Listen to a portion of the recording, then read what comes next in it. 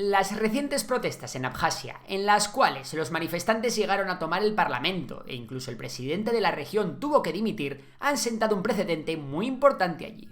Hoy, este territorio no reconocido, pero de facto independiente de Georgia, se ve sumido en una importante crisis política. La razón principal ha sido una normativa propuesta por el gobierno a través de la cual los grandes inversores rusos tendrían acceso al mercado de la vivienda de Abjasia.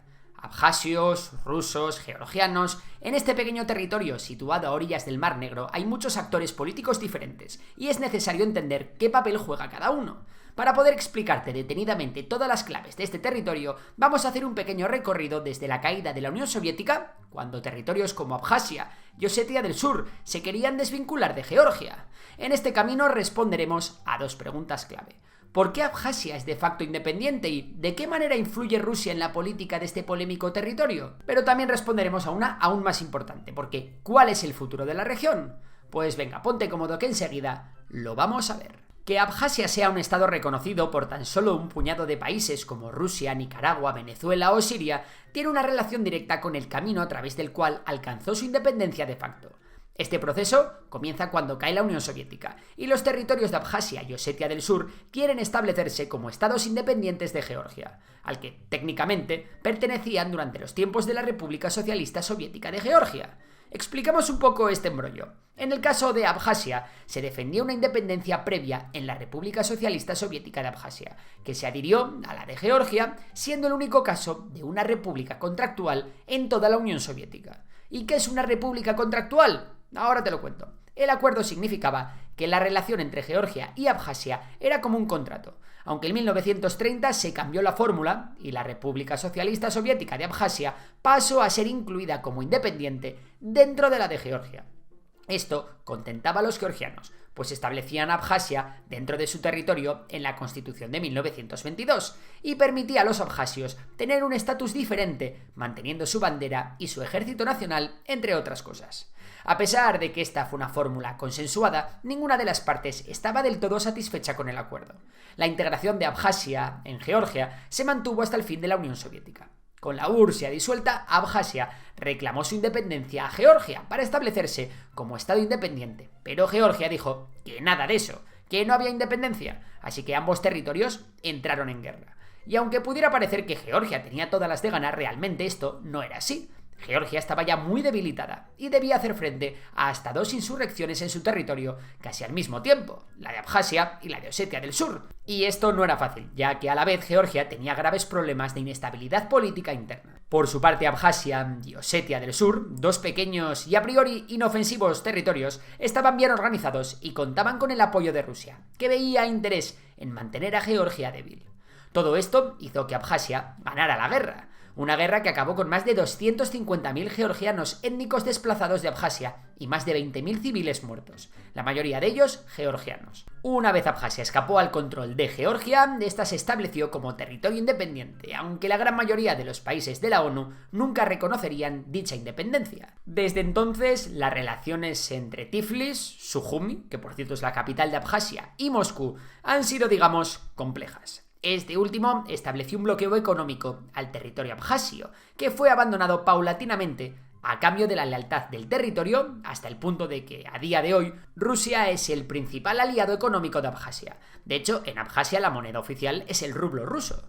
El acercamiento de Putin a Abjasia aumentó considerablemente después de la guerra de 2008 entre Rusia y Georgia. Esta invasión rusa de suelo georgiano comenzó en Osetia del Sur, que como os habíamos comentado, es el otro territorio teóricamente georgiano que de facto es independiente. Esta guerra comenzó después de que tras una incursión georgiana, Rusia invadiera Georgia para defender a los osetios. La guerra duró tan solo 5 días y concluyó con el reconocimiento de Rusia a Osetia del Sur y a Abjasia, instaurando la independencia de facto del primero y robusteciendo la del segundo. Ya antes, pero especialmente después, Rusia ha fomentado y mantenido las relaciones con estos dos territorios caucásicos, llegando a firmar en 2014 un importante acuerdo estratégico con Abjasia. Además, desde la guerra con Georgia, soldados rusos refuerzan las fronteras de estos dos territorios con el país georgiano. Resuelto el contexto histórico, nos queda otra pregunta clave. ¿Por qué Rusia mantiene su interés en Abjasia? Por resumir, Abjasia es una región interesante estratégicamente, que cuenta con salida al Mar Negro. cuenta con productos de fácil exportación, como el vino o los cítricos, y especialmente es una zona turística importantísima. De hecho, en la etapa de la Unión Soviética, este era el destino favorito de la clase dirigente. Stalin y Gorbachev construyeron allí 2 dachas, que son las típicas casas de campo rusas. Además, de forma general, sabemos que Rusia hace hincapié en mantener el control del espacio postsoviético, particularmente en esta zona del Cáucaso Sur, pues tanto Osetia como Abjasia se han convertido prácticamente en 2 estados políticamente dependientes del Kremlin. Precisamente, esta es parte de la explicación de las fuertes protestas de los abjasios que hemos visto últimamente. Analicemos en detalle qué ha pasado. Durante la semana del 11 de noviembre de 2024 tuvieron lugar diversas protestas en la región a razón de una nueva normativa planteada por el gobierno abjasio de Aslan Barzanian. En concreto, la norma abría una vía para facilitar la inversión rusa en Abjasia. Esto, dicho sin más, no parece del todo malo, pero muchos abjasios se echaron a la calle. ¿Por qué no quieren que los oligarcas rusos inviertan en Abjasia? Principalmente porque esta inversión estaría destinada o focalizada en la vivienda. La negativa de los ciudadanos viene porque consideran que la atracción del capital ruso puede encarecer los costes de la vivienda en un mercado muy poco desarrollado, como lo es el abjasio. Precisamente por esta razón, la compra de tierra en el país está limitada a la población local y protegida por la Constitución y otras leyes. En general, el país tiene muy poca infraestructura desarrollada, contando con gran cantidad de edificios abandonados, en desuso o a medio reformar. Además, las mejores viviendas y edificaciones son aquellas destinadas al turismo, por lo que están fuera del alcance de los abjasios. Al ser un tema tan importante, las protestas explotaron enseguida, y con bastante violencia. En un primer momento hubo detenidos y represión policial, algo que lejos de calmar las aguas derivó en más apoyo a las protestas. Los bloqueos de carreteras y las manifestaciones fueron notables, pero el evento que jugó un papel más significativo fue el de la ocupación de edificios gubernamentales, especialmente el Parlamento. Con la situación fuera de control para las autoridades locales, el presidente Barzanian tuvo que huir lejos de Sujumi. Esou Kakalia, una de las cabezas visibles de la oposición al gobierno, insistió en que los manifestantes no abandonarían el Parlamento hasta que llegase la dimisión del presidente.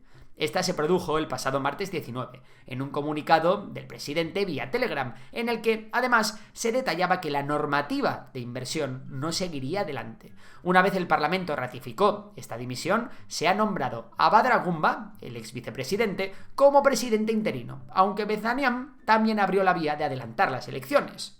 El escenario político es complejo, pues realmente no existe un rechazo claro a Rusia, que hasta el momento no ha tomado cartas en el asunto. Y se podría decir que dejó caer a Barzanian. Lo que denuncia la oposición no es tanto que exista un acercamiento al Kremlin, dado que son conocedores de que las tropas rusas en territorio abjasio fortalecen su estatus de independencia.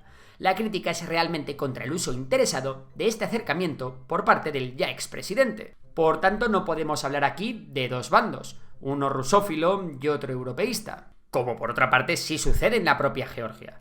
Quizás es por esto que Rusia no está mostrando especial interés en intervenir o forzar la aprobación de la ley de inversión. Al fin y al cabo, tanto gobierno como oposición son prorrusos y Moscú no quiere crear un movimiento político antirruso en Abjasia. Eso sí, es posible que esta inestabilidad altere los planes que Rusia tiene para esta zona del Cáucaso. Hace unos meses, Sergei Lavrov, ministro de Exteriores, habló abiertamente de los deseos de Rusia para Osetia del Sur y Abjasia. Actualmente, como hemos dicho, las fronteras de estas 2 zonas con Georgia cuentan con tropas rusas, pero la idea del Kremlin es acabar con esta hostilidad entre las regiones y establecer pactos de no agresión. Por un lado, en Georgia cuenta con el apoyo del partido prorruso Sueño Georgiano, que recientemente ganó las elecciones y gobierna el país desde 2012. Por otro lado, puede ejercer su influencia en el resto de actores de la región, como ya hace. Sin ir más lejos, el presidente saliente de Abjasia estaba vinculado estrechamente a Rusia al haber sido miembro activo del KGB. Volviendo al asunto de las protestas, la ruptura con el gobierno seguramente sea el primer paso de una transformación. Y ahora los manifestantes promueven una reforma constitucional, pero ¿qué puede suceder en el futuro con Abjasia? Si hacemos caso a las declaraciones de Lavrov, lo que menos interesa a Rusia ahora mismo es inestabilidad en la zona. Tanto Abjasia como Georgia están envueltas en cierta incertidumbre política, que no acaba de contentar al Kremlin y sus planes de seguridad. Mantener la seguridad en el Cáucaso es importante para ellos, y su control de la zona les ha permitido escapar, en cierto modo, a las sanciones occidentales, canalizando la compraventa de materias primas a través de terceros como Azerbaiyán. Para Abjasia, la encrucijada es evidente. Saben que sin Rusia su independencia de Georgia no está garantizada, pero la falta de desarrollo del país choca con los planes de inversión propuestos. Ante este frágil equilibrio, no existe un camino evidente y todo el asunto de las protestas ha estado marcado por una fuerte incertidumbre. Los manifestantes no han puesto el foco en el papel de Rusia, y si tampoco se ha seguido adelante con el plan de inversión, es porque no interesaba a ninguna de las partes caldear el ambiente.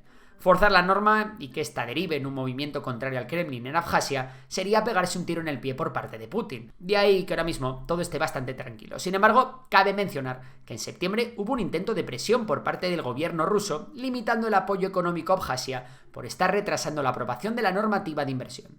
No obstante, en el plano local parece que está creciendo cierto consenso en la oposición alrededor de una reforma constitucional que, entre otras cosas, limite el poder del presidente. Una propuesta de modificación que ha estado circulando por varios canales de Telegram.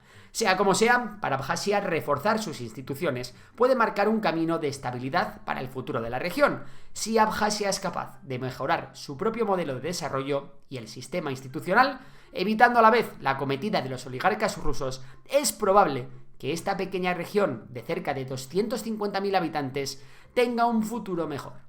Y ahora que sabes todo esto, ¿ves probable que Abjasia alcance una mayor autonomía con respecto a Rusia? Nos vemos en los comentarios. Si te ha gustado el vídeo, ya sabes que puedes darle a like, suscribirte y nos vemos en próximos vídeos. Por lo demás, un saludo y hasta la próxima.